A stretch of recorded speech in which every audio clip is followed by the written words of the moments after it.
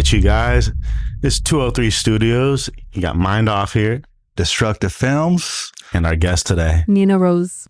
How you doing today, Nina? Doing good. Thank you guys for having me. Yeah, thanks for Thank coming. you for coming through. Appreciate Absolutely. you. Yeah.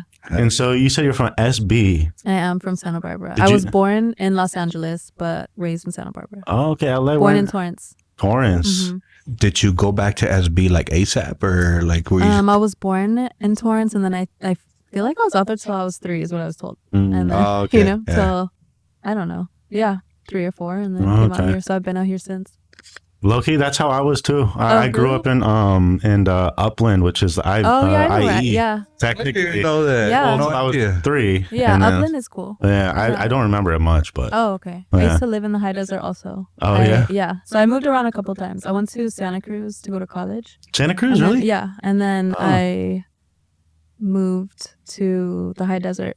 Houses are cheaper over there. Yeah. Wait, so you went to college for Santa Cruz? I Right? did. Yeah. At UC Santa Cruz? No, not at UC Santa Cruz. So I lived in Santa Cruz, went to Cabrillo College. Oh, So it's okay. kind of like their city college. Oh, but out okay, there. yeah. See, I went to Moore Park over here, Oh, like at my nice. city college. So what? Okay. So did you ever go to the Redwood Forest up there? The what? The Redwood Forest. Yeah. Oh, yeah. Do you see for sure. the banana slugs? Yeah. Yeah. It was disgusting. What? Yeah, Yeah. it's I have no idea what you guys are talking Nasty. about right now. Yeah, they're Yeah. they're The like spiders too. Oh, I are didn't see a spider. Crazy. Yeah. Just in general, I feel like up there there's different nature. There's you know? different critters. That's Yeah. why people like to drop mushrooms in the forest I out there. agree. There was a lot of drugs. yeah, they're Yeah. kind of known for that out there. I actually Yeah. hit Santa Cruz not too long ago and it was Oh, beautiful really? out Yeah, there. it's I nice. love- Yo, Did you do the oh my God. boardwalk?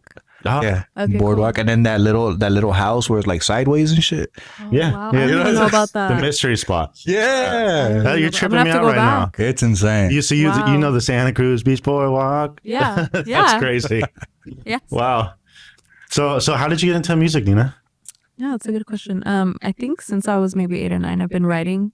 So I always knew I wanted to do music. And then in the last couple of years, I've started to do it more professionally. Mm. So I've been recording since I was a teenager. Wow. It's been a long run, but When was your first song that you remember recording? it was Fame, but I was 15 when I recorded it. And then we shot the video last year.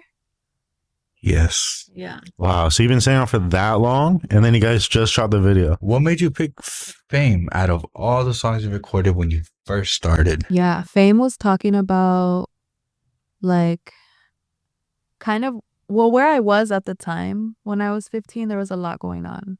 So I was like in juvenile hall a lot, foster care, Oh shit. like a lot of crazy stuff was happening. My mom was in prison, like there was a lot of things.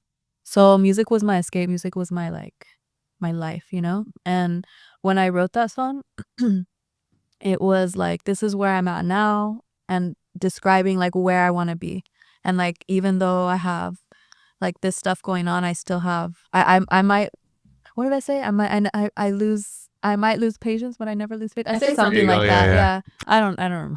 But it was just to, like, I had to pull myself out of that, like that hard space of, I don't know, just being kind of having to grow up really quick and going through all that stuff. So Fame was really sentimental, and that's why I chose it. And then having You my had, kids in the video That's how I was was about like, to say that. Yes. so I know like we had just met when I did that one. So I was trying to like describe all of this to you at one time, and then I was like, let's do it. So you're like, okay, and we did it, and it looks dope. But that's probably one of the videos that everyone's like, that one's dope. We like that one. I've like traveled to LA and done a couple podcasts, and that's the one they talk about, is they like that video.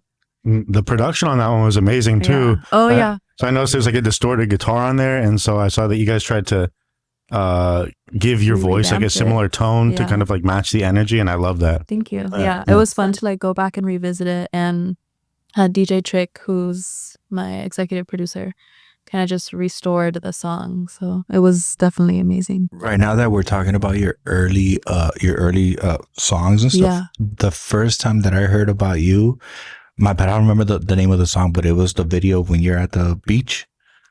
Oh, Ryder?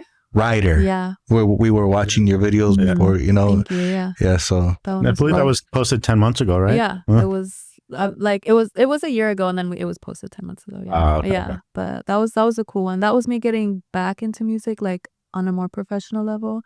At the time I was working with Seven with Hellified Records. I heard of them. Yeah. From Santa Barbara, right? No, they're from LA. Oh, what? Yeah. But they have other artists from Santa Barbara. They have in the past, for sure. Right, in the past. Yeah. Yeah, okay.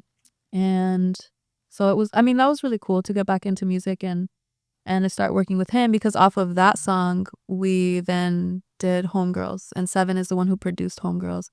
So things kind of always just line up, you know, fall into another project and whatnot.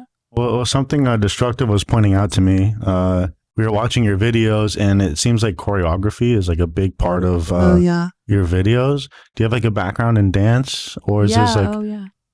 Yeah, I do. I've also been dancing since I was maybe 3 or 4 years old, like ballet and like little stuff like that. But I did baton twirling like as my beauty pageant talent, because I used to do that too. And hip hop, jazz, ballet, all of that. Cheerleading.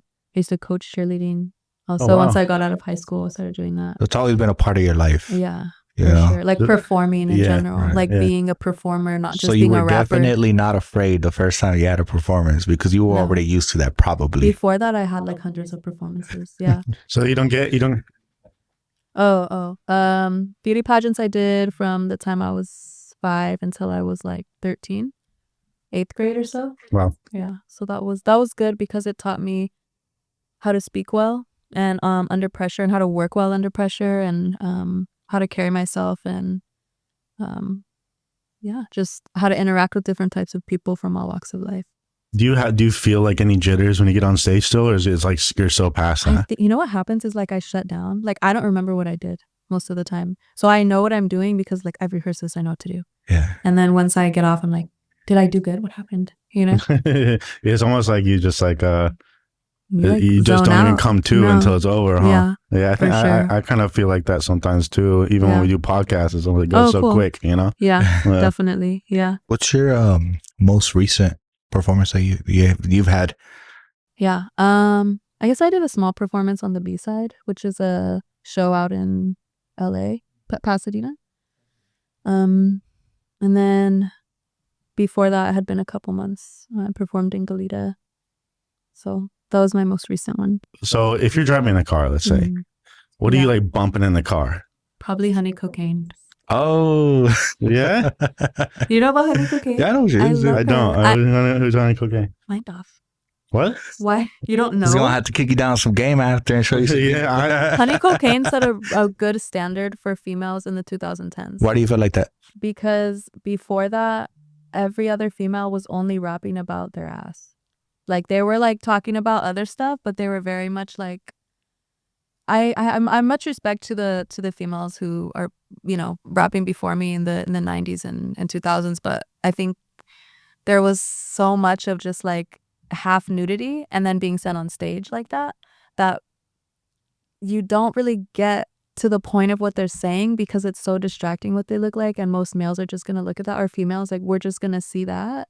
We hear the message, but I feel like I don't know, it could be different. And she came out and she was like, I'm gonna come out fully dressed. I'm not gonna, like, you're gonna hear what I have to say. She was spitting. Yeah, she went off. Yeah. So I mean, Foxy Brown was spitting, but if you look at all her stuff, she's half naked, and that's cool, fine. Like they have good bodies, whatever. Like I respect it. It's cool, you know. But I think that honey cocaine, when she came out, was like, can I cuss on here? Oh, she's like, don't fuck with me. Like, you know what I mean? Like, I'm here to change the game a little bit, and I feel like she did. So I have much respect for her. Does honey cocaine, did she predate Lauryn Hill or after Lauryn Hill? She's after Lauryn Hill. She's on after Lauryn Hill. Oh, yeah. Okay. I don't know. She's probably like our age. Really? Yeah. I guess I'm sleeping on honey cocaine. Tyga brought her out in like 2010. 2009. It was a long ass time ago. She's one of the first females that I've heard, like, personally. Well, besides like the older ones like Missy Elliott and them, you know. Besides that, so it wasn't that era. Nah, it was like starting to get to the new shit, starting to get to the new shit, and she busted out and she was killing it. Yeah, she was. I don't know what happened to her now. I follow her on IG. I think she took a cool break. Like she got shot. She got like into some stuff with, I don't know what was going on, but I think she took a good break, and now she's making a little bit of music again, but she's in Canada. So she's over there, but much respects to her. And That's probably who I would listen to in the car. Okay. Yeah. So shout out Honey Cocaine then. Yes. Hell yeah. Mm-hmm. Yeah. If I can add to the other artists I would listen to in the car. Yeah. Tupac. Brother Lynch. So Pac. Yeah. What's one of your favorite songs from Pac? Hit 'Em Up or check out. Straight to Hit 'Em Up. Check Out Time. Or was it right? Yeah, wake up first thing in the morning, hit 'em up. First off. Yes. I'm like with my like glitter pillows in my car. But your bitch in the clicky click. Yes. With a smile. Yeah. Hey, but your tomboy roots are, they're still there. Well, that's how, what I learned, like when I rap, all my inflections are like from listening to Tupac. And like 90s rappers. Because for a minute, I feel like everybody just copied each other. Ice Cube, he did jacking for beats. They were all jacking each other's beats. So I think, but that was a time and that was an era like where I listened and I learned from that flow and that style. So in a perfect world, like what's your ultimate goal? Like maybe like 5 years from now, where would you be, and like how would you envision your career? It's a really good question. I was actually thinking about that today, while I was having my morning prayers, because I don't know. I do know that I want to be able to have like a summer house, like a little, like having different property, owning different property to rent. Like I don't really think about music wise. I think about like financially where the music would get me, what I would have, and how I could sustain that for my future generation. I think if I'm still making music and I continue, which I will still be making music, if I just continue going up the ladder, that would be a big accomplishment. Yeah, but owning property and things like that. So where would your ideal summer house be? Oh, probably the desert. Palm Springs? Palm Springs. Palm Springs, because, I mean, if you go out there far enough and you get like a dope house, you can do whatever you want. Yeah. And if you're performing at Coachella, it's a quick little drive. You just go and you come back. There you go. Yeah. Probably the desert.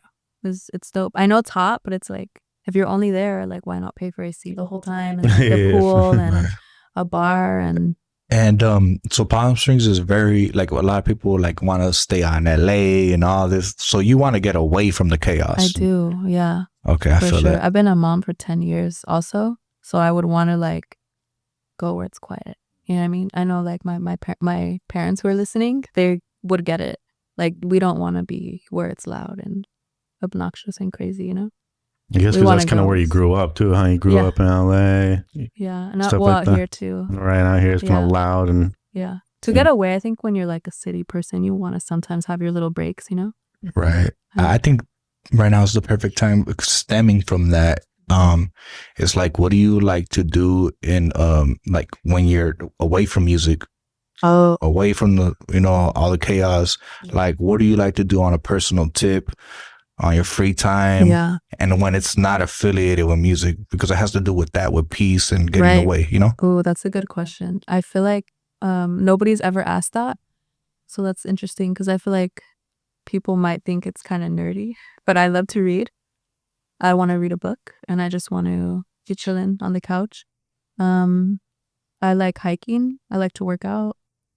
Yeah. I would want to be, I guess, at home with a face mask and deep conditioning my hair and meditation music, like sage going. Like, I'm full on, like, I just want to relax at all costs whenever I can, You were saying, you were talking about The Great Gatsby earlier today when you came in here. So what's your favorite books? One of my favorite books, I think it's not a book, but the author, my favorite author is Don Miguel Ruiz. Yeah, his son wrote The Medicine Bag, but he wrote a couple other books. I like that author. He's my favorite author. My favorite books have to be all like non-fictional books. Oh, it's nonfiction? Yeah. Oh, okay. Yeah. In your head, like, what's a perfect album? Are you like an album listener, more of a singles person? And if not, like, how would you describe your perfect album? Yeah, I think I'm more of a singles person while listening to music. I'm not going to sit there and listen to the whole album, just album after album. I think my perfect album would be, well, the way I would make it would be different than the way I listen to it.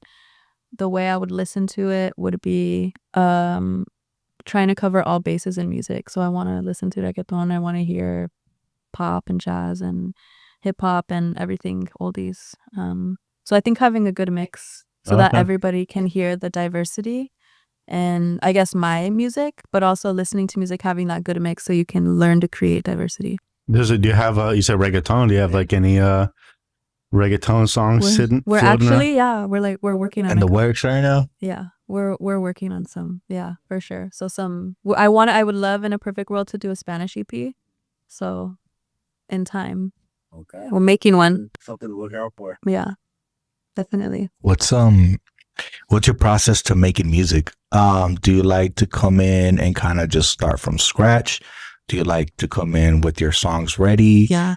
What's your favorite? I mean, okay, what's the perfect studio session? What's there? What's happening? Who's there? Talk about that. Okay.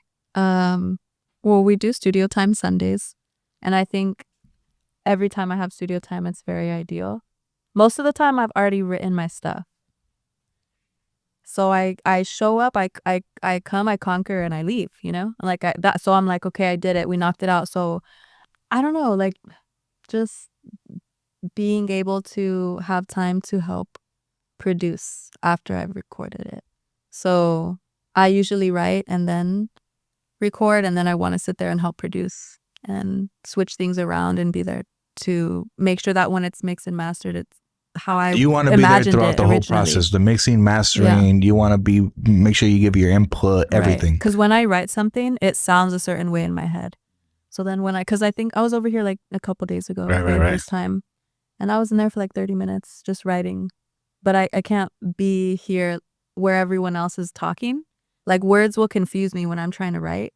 If someone starts saying something, I'm like, I lost it. Like, I don't even know what I was going to write down because it's distracting. So I like to be in a quiet environment, and I like to take my time. I think that's when you have the best product. So you're usually writing outside the studio and then coming with the material? Yeah. What's your like ideal place to be writing? Like what's the at home? I find a corner. Yeah, at home is cool. If it's like on demand where I'm going and doing something like right now, I'll find a corner like I did the other day. Right. Yeah. I was just in the other room by the window. Yeah, she was at 203 the other day, and she was in the other room in Dstructive's room writing. That's tight. Yeah, that's what's up. Yeah, just so that I can have my bubble. And then came in and knocked it out.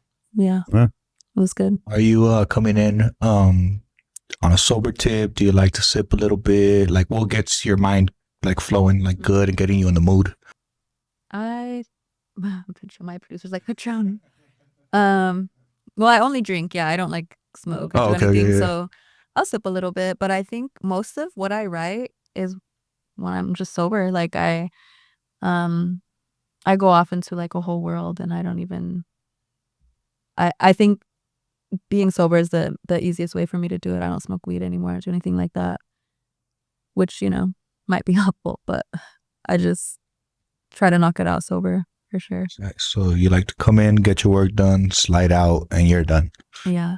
Because then we can do other things. Right. You know what I mean? Yes. So then there's that's why we were able to drop the couple songs that we did yesterday, and then have like the EP ready and be able to have other projects to work on. Yeah. Work is work. And then you can have fun. You can have fun at the same time. So you just had a music video come out of the middle. Can you tell us a little bit about the inspiration behind that, and just anything that kind of stood out to you in the process? Yeah. So one day I was really frustrated because I couldn't find anyone who I liked their beats. I was like, I need beats. So I was like, fuck it, I'm going to go on YouTube. And everyone had been telling me like, go on YouTube, go check out some beats. And I was like, nah, I'm not a YouTube like rapper. I don't want to like go on YouTube. So it's like, fuck it. And I went on YouTube. And right when I went on, I found that instrumental. And I don't know, from there, I wrote the whole song right then and there, and then reached out to the guy who made it, and he got right back to me. So we worked with him on a couple of songs after that too. There wasn't really, I think the inspiration was just like, I just want to create, and found what I was looking for right away. You liked his beat and you started building a relationship with him. Right? Yeah. Like, so he's done like custom beats for me and everything. So what I was looking for, I found. So when you're the type of person that when you feel something, you have to do it. Every song I have is like how I feel, So the middle is just like, I need somebody who's gonna match my freak, and I'm gonna write about it right now, and I did because that's what the beat was giving, you know. Yo, okay, wait, my bad, real quick. Who's the fool in the middle? Who's the fool? Like we got him from. He's on that Netflix show On My Block. Wait, that's his voice? Wait, no, that's not his voice. I thought you were talking about like no, the audio. Oh, DJ. Yeah. That's when they say he has a good DJ voice. On Instagram. Well, I don't know who he is, but he has a good voice. Yeah, no. The backup singer, yes, he's really good. What's his name? Dr. DJ on Instagram. So yeah, he did background vocals for the middle, and he, did the end. Yeah, it was so it's good. And then you guys got a Netflix actor for the for the actor. Yeah. That was cool. That was random. Steve. Yeah, he was hard. Oh, that's crazy. Okay, I was glad you guys knew each other, because I was like, man, he's gonna walk in and not know anybody, and it's gonna be weird. I'm like, nice to meet you. Like, yeah, so yeah. It was good. You made him comfortable. I've already known Steve, working with him with YB. YB many years ago. He's been in plenty of YB's videos. Yeah. So I was like, oh, okay, I know. What up, Steve? Yeah. You're here again? Yeah. And he said the same shit, like, oh, I don't know, it was you? Like, oh, that's what's up, Yeah, that was funny. That was a good time. It was cool, though. It was a cool experience, and everything came out cool. And so the choreography, do you come up with that yourself, or do you like hire someone? Like, how does that work? Yeah, so shout out to Paris, shout out to P Money, because she does all my choreography. So we started working with her when we did Homegirls. I actually was working with another choreographer, and not that it didn't work out, it just we needed a different style. So started working with Paris, for Homegirls, and we just kept going after that. We even have a couple more things coming up as well. Oh, that's cool. Yeah. That's cool. That definitely makes you stand out, the choreography. Nobody else is really doing choreography like that. So yeah, it's a good time. I want to make music you can dance to and you can group to. And if I can't group to it myself, how am I going to tell someone else to get up and shake it, Yeah, I heard that while we were dancing in here. Cool. Speaking of standing out, one of our questions was, how do you feel? I mean, what do you think separates you from different artists? Like, how do you feel about yourself that makes you stand out? Yeah, that's a good question. I think referring back to a question that you asked me was listening to a diverse album or songs or singles, or having just that big pool of music, and then going and having that education on how you can make your music different. So I think for a long time I studied music, and I just sat back and listened, and I wrote a lot. And I've always been good at writing. I think the diversity that I hold, so like being Black and Latina, I feel like that's really cool. And honestly, we listen to a lot of the same music. Our music's kind of the same, like, and I don't know. I think, like you mentioned, the choreography, just the background, like being a performer and not just being a rapper. That's a big one. I'm not here to rap, and I want to sing, I want to dance, I want to make sure that I put on a good show. Performance. I think a lot of people mistake being a good artist with being a good performer. Yeah. I feel like those are two different worlds, and you gotta. It's like you have to be like trained for it, and like it takes extra time out of the studio, out of writing, out of like being there for the video and whatever, because that's a whole project in its own. And then preparing for the video and preparing for the shows, and taking those moments to like, okay, I feel like all the dancers will get it, but like with certain words hitting, like doing something, a move where people are like, oh, okay. And like everyone's smiling, everyone's laughing because you took that time to like really detail everything. Yeah. Do you do rehearsals before your shows? Is rehearsals a thing for you, or not really? Or Yeah, we do rehearsals before shows, because I like to come with dancers and a DJ. Hard. Yeah. So we definitely go over stuff. There's like to like dance, sing, and rap for like 15-20 minutes straight is a workout for sure. So I feel like there's the rehearsals before the show, but then there's also the stuff. Like I stopped vaping, I stopped smoking like cigarettes, stuff like that, because I was like, I need to be able to breathe. I need to be able to keep up. So my dedication, I think, also makes me different than a lot of other artists. Not saying other artists aren't dedicated, but I'll take it there, and I'll take it like one step farther to make sure that my performance is like in life in general is gonna positively affect my performance on stage, Yeah, and especially too, I mean, if you're dancing, you're rapping, and you're singing, all in one show. That's kind of quite the burden, on stage. Yeah, it's dope. It's a good time. Did we touch on homegirls the way that we wanted to? We just talked about the choreography, but can you talk to us about homegirls, the behind the scenes to it, writing it, everything? Right. Yeah. So I had mentioned Seven earlier. He helped me produce Writer. Who's Seven? How'd you get clicked up with Seven? I have no idea who Seven is. So Seven is like low-key a West Coast legend. Like he's been around for a long time. Worked with a lot of different artists and is a really good producer. He was head of Hellified Records for a long time, and so he has a lot of experience in producing and rapping and just everything in general, and the connections and stuff like that.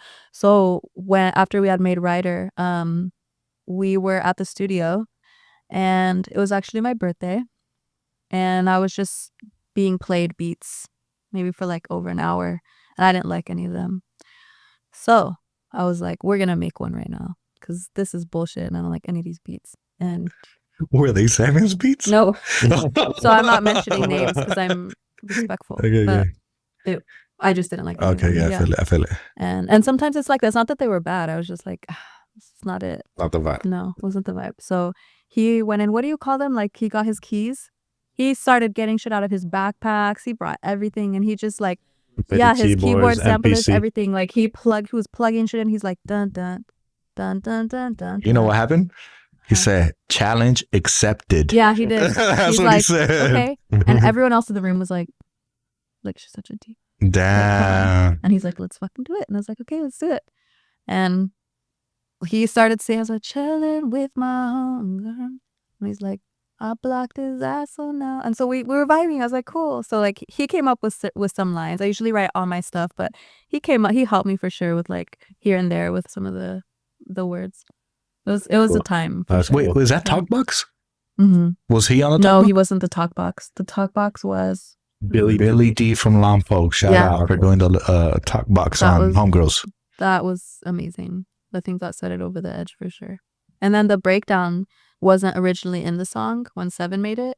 We were arranging me and DJ Trick like separately. We're like then like, okay, let's go finish the song, and we're arranging it. And I was like, oh, that sounds good. I'd like to think that I produced the breakdown because I was like, turn this up, turn that off, make and then we did a thing, and it was the breakdown. It was dope. That's cool. Hard. Yeah.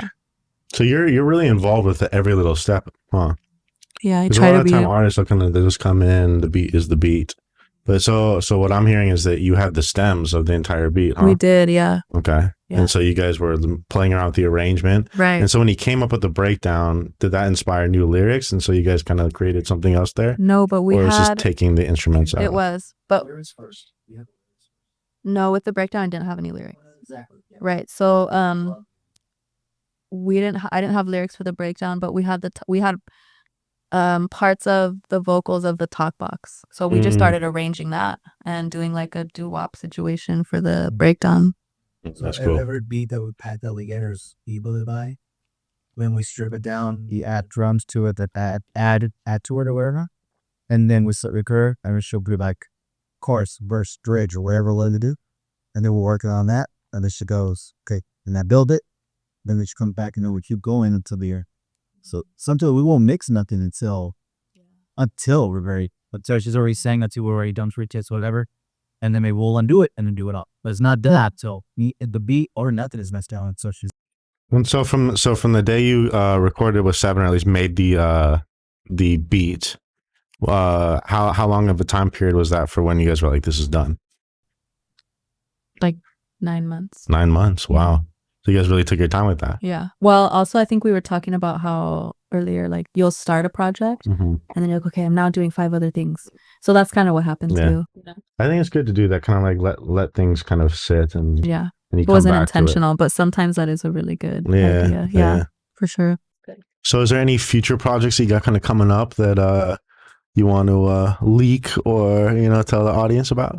Well, I'm gonna see Dstructive on Sunday. We have an artist from out of town, I won't say very much, who I got on one of his songs and did a remake or like a remix. So we're gonna do that. But one of my own projects, I have my EP that's dropping in January. So I'm really excited about that. What's it called? It's gonna be called In Touch, Out of Reach.